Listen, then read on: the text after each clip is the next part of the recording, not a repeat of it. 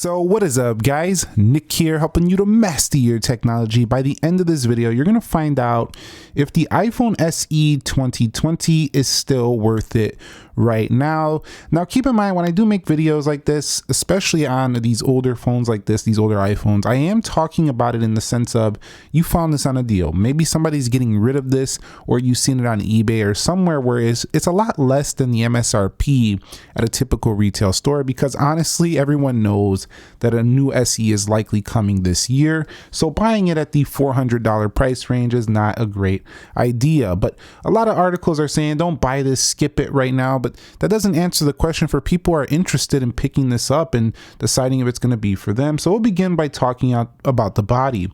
So you can see the body, still iPhone 8 like, right? So it's still very skinny, it's still very small, but it has such a old style feel because of the Touch ID home button that, you know, if you're into modern tech, this one is not going to please you whatsoever. It's got that 16:9 aspect ratio, so very old feeling phone here by comparison to a lot of the newer modern devices, but I still think it can please those who are into the classic iPhone like feel and looking for a budget iPhone. Also a single camera lens, but that single camera lens is pretty good on this phone. But this phone is extremely light. That's one of the best things about it. So I'm gonna pull out my gram scale right here, and we're gonna check the actual weight of this phone right here. So look on the right side, you'll see this phone comes in at right around 148 grams. So pretty dang light here for this phone. That means it's a featherweight in the pocket, so that's nice.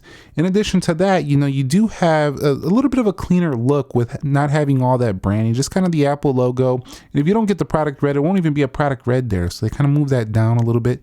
It's a pretty clean, refined iPhone 8. That's pretty much what this is. So what's not good about this right now? Well, the bezels, they look archaic right now. I mean, they look ridiculous old at this point. So that's not a positive for me. The second thing, IP67 dust and water resistance. Now there is some phones that are budget out there, don't even have any water resistance, but still IP68 has been standard for a while on premium devices. This is still somewhat of a premium device, so that's kind of not a positive here whatsoever.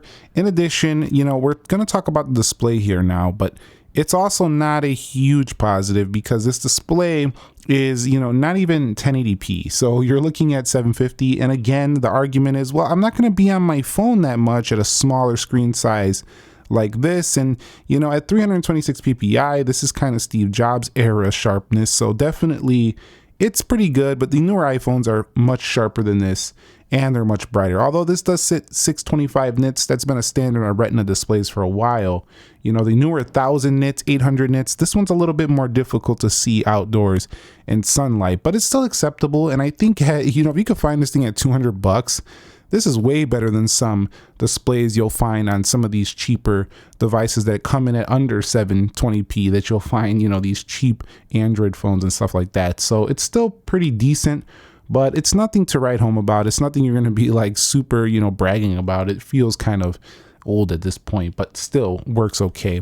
The only disappointment though is that there's no 3D touch. So you had an iPhone 8 before, you would have a much better, you know, press in. This is a little bit slower feeling here, just like the newer iPhones as well.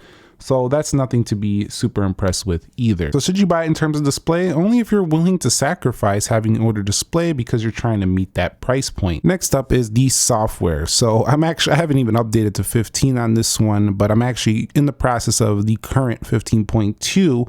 But I wanted to leave it here to show you that you will get your focus modes. You will get the latest software updates, and this is a huge benefit factor for, you know, buying any iPhone, and this one is included here, the iPhone SE 2020. So this is one of the main reasons. You know, a lot of phones in the $200, they're just cheap. They don't get updated. The companies don't care about them. They're just commodities. They just make them to sell them to make money, and that's it.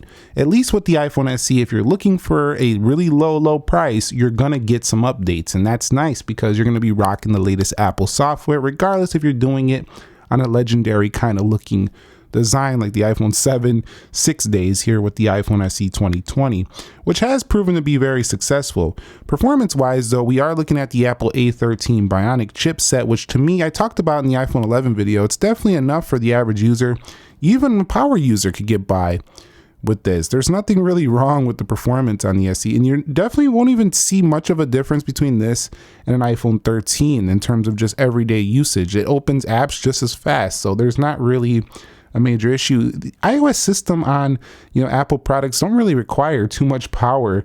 This one only has 3 gigabytes of RAM, but that's going to be enough. I never actually had an issue with performance for this phone, and I could still recommend it in 2022. But one area that it does struggle a little bit is going to be in the storage. You do only get up to 64 gigabytes to start, and then you could go up to 256 gig, which should then be enough, but then the price goes up a good 150 and then it becomes less worth it.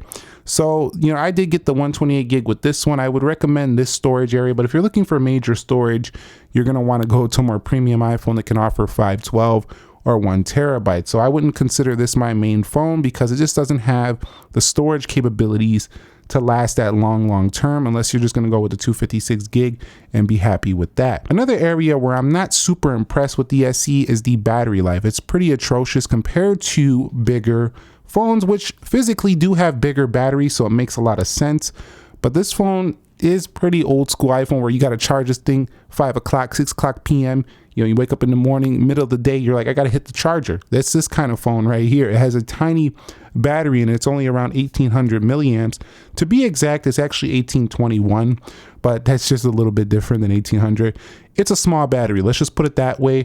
I found the iPhone 7 to get similar battery as well as the iPhone 8. It can fast charge though, 50% in about 30 minutes with an 18-watt charger. Again, you're going to need that 18-watt charger. You're not going to get it usually out of the box. The Touch ID is actually still great here, I would say though. Even though it's got that older thick bezel at the bottom, it's definitely great to use Touch ID in 2022 because we're still with the mask mandates in a lot of places, not everywhere, but a lot of places, with the new variants spreading and stuff, they're starting to reinstate stuff. So, this whole fingerprint scanner just works when you're wearing a mask. You don't have to worry about Face ID, anything like that. But if you're into that Face ID biometric authentication, you think it's cool, you really enjoy it, then you're going to miss that when you go to this one right here. It's really simple to talk about the iPhone SE's cameras just because the iPhone SE's cameras right here is one camera. There's not much else you can do. You take a photo with this phone, you could take a video with a single camera. You can do up to 4K 60, which is actually quite generous of Apple to include something like that on their cheapest iPhone because that's pretty high-end video. There's cameras that cost $1,000 plus. They can't even do 4K 60 video. Now I know some people are gonna say, well, that's a tiny sensor. That's why it's not gonna be crispy. 1080p on a real camera is still better. But at the same time, having that capability, I think, is impressive. Now on the front, we're not dealing with a great front-facing camera. The front-facing camera up here in this bezel is simply a 7 megapixel 1080p. So again, you are gonna be sacrificing on the front camera. And overall, this camera is it's just a simple camera without a lot of extra feature. If you're into the zooming, you want the wide angle, you want all the fun triple camera action, you're going to dislike the heck out of this one. But should you buy it? Well, if you're into simple photography and you don't want extra cameras, yeah, it's still decent. There's not many single camera iPhones available anymore. So this is going to be one of your last options right here. And so let's wrap it up. I'll talk about a couple more things, but I don't want to go too far into this. This doesn't have 5G. The next SE should have 5G, but it does have pretty good phone call quality, not horrible by my experience. Also, the speakers are not super loud. The other iPhones, the bigger iPhones, have louder audio performance, but at least this does allow for stereo speakers. It's acceptable. Everything about this phone just feels acceptable. There's nothing that's like blowing you away just because it came out way after Apple already did this design multiple times, but everything about it feels acceptable and it feels like a pretty good value when you get it at around 200, 300 bucks. It does feel like a pretty good deal because you are running the latest software, but you do feel those sacrifices you did make though. So in conclusion, you can get this in black, white, oof. That was a big drop. You can get this in black, white, red, and that's not many color options, but it's enough for, I think, most people. But if you're into the more, lavender or the pink colors, they're not available for this one right here.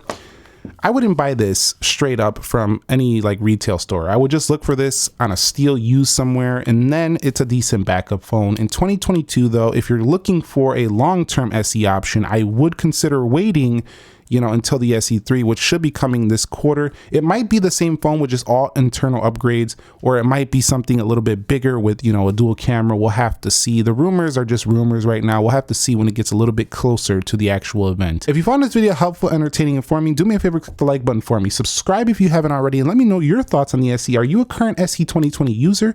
Are you having one as a backup? Are you planning to get one as a backup phone? Are you waiting for the SE3? Let me know your thoughts down below in the comment section of this video. And thank you very much for watching. I will catch you all in the next episode, and peace.